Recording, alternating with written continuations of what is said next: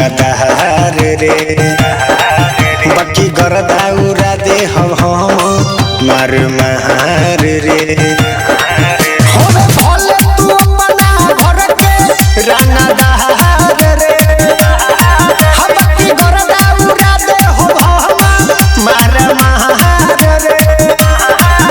इमे कहबू न तोरा बात मान जोरे छोरा के गम पवन तारे पगरी रे जतन पावर होइला गाली हे बेटा तो से झाटो ना हमर पगरी रे जतन पावर होइला गाली हे बेटा तो से झाटो ना हमर पगरी रे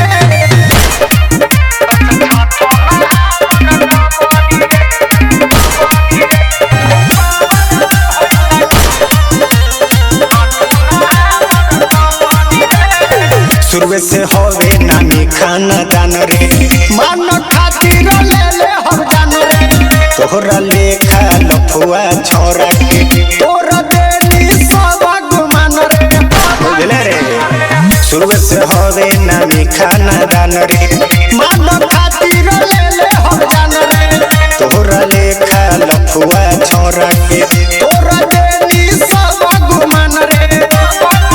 मारा पिस्टल के गोली बंद हो जाए बोली कुछ करी न ताहर नगरी रे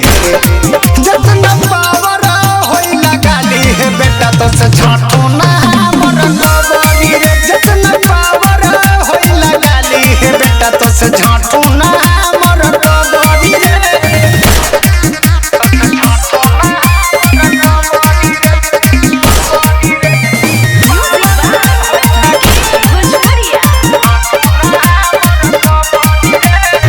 राइटर रणधीर के मानले बात रे बहुआ बेरादरी के हवे उजत रे जदी हमरा से करबे तू घात रे देखे न पाइबे काल्हे के शुरुआत रे राइटर रणधीर के मानले बात रे बहुआ बेरादरी के हवे उजत रे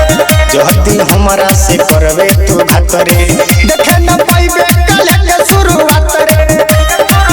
नाम होवे अमृत लाल कर बिगार दुहे काल आज फारद ताहर नहरी रे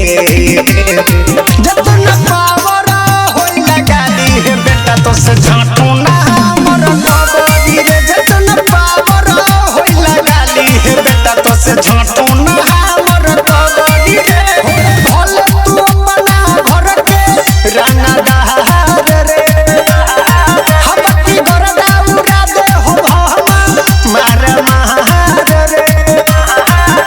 इमे कहबू न तोरा बात मान जोरे छोरा के गम पवन तारे पगरी रे जतन पावर होइला गाली हे बेटा तो से